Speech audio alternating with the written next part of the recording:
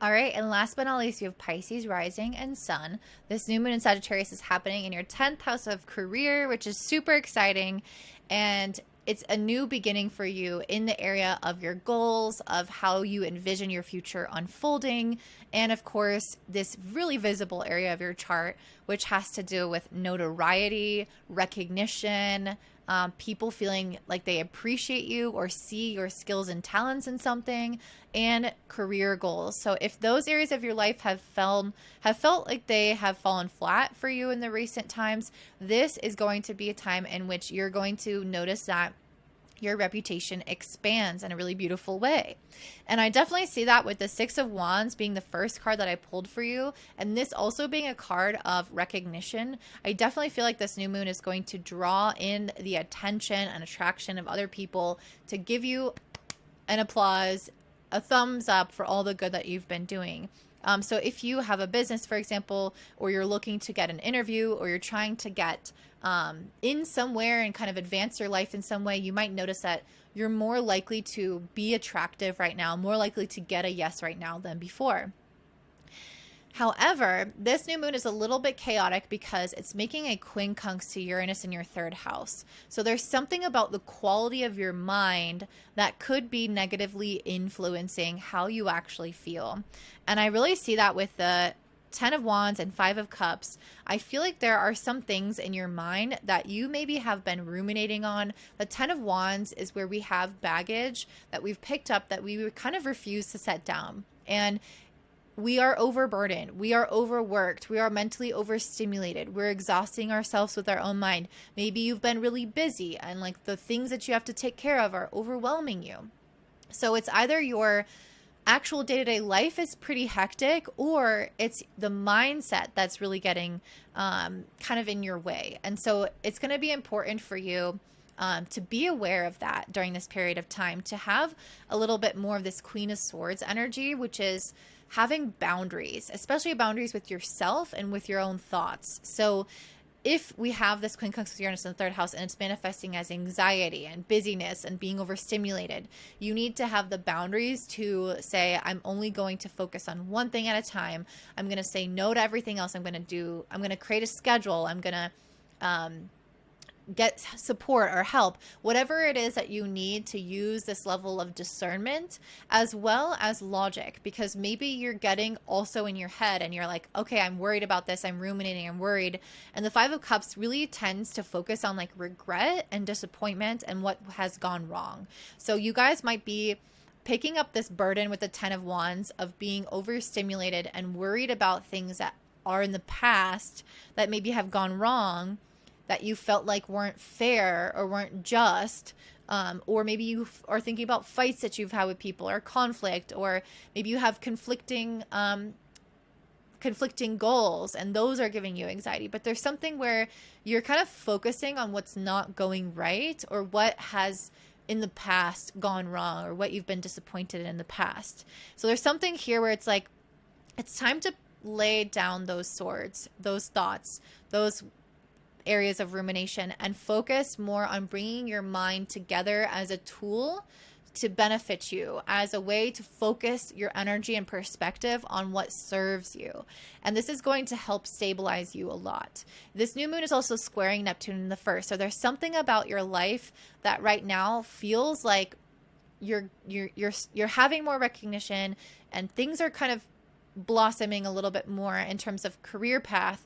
But with this square to Neptune in the first, I feel like you're still confused about either your health or your own identity in yourself and how that is going to fit into this future path, essentially. So there's a lot of existential questions that can come up with a Neptune square to your first house.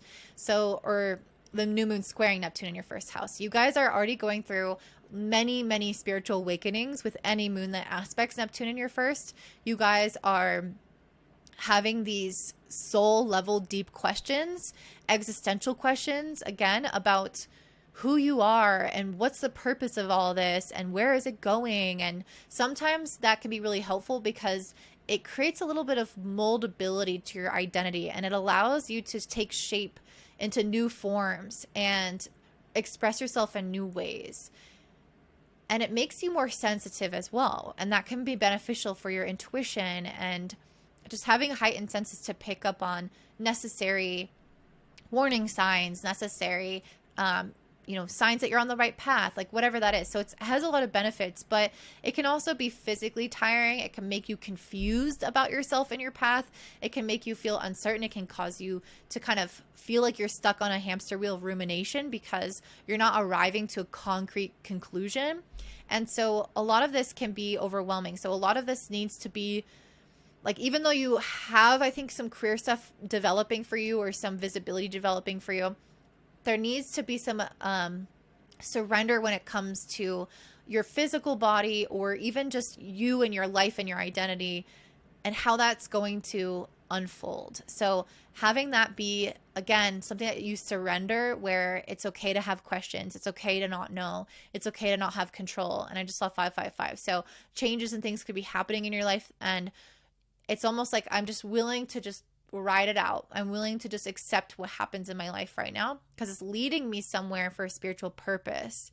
And with the trine to the north node in the second house, it's trying to also lead you to a place of greater financial well-being and of greater security. So there might need to be some adaptations that you make to your own self-perception, your reputation, your identity, your physical body and the way that you manage your health. There might need to be changes to that so that you can achieve greater financial wellness and goals. So you can't just move through life the same way and achieve that. It's like you have to make some adjustments. And I think that's going to be a longer term thing. This is not this new moon, but it's coming up at this new moon, how your security and your financial future fits into all of this. And that's something that's expanding for you a lot.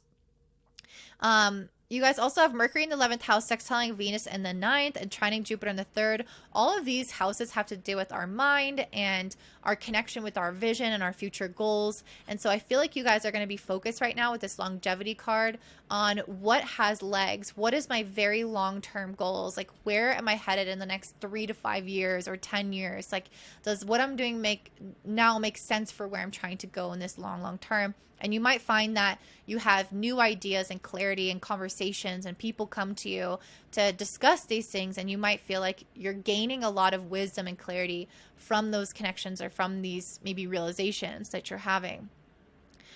So this is really a time for you guys to address your long-term goals, address your reputation, where you're headed, and allow yourself to adapt and free flow with the things that are not certain for you right now. So that's what I'm saying for you, Pisces. Before we wrap up, I wanted to let you know that I'm doing healer interviews. So if you are a mind or body healer, this could be the mind like a therapist or a coach or inner child healer, or the body, you could be a massage therapist, a Reiki practitioner, maybe you do Chinese medicine. If you do anything involved with healing and you want to use astrology to better help your clients, I would like to interview you for at least an hour, or not at least an hour, at least 30 minutes to an hour.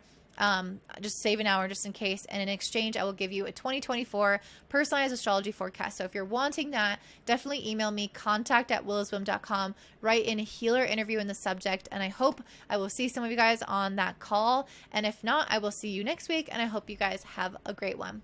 Bye.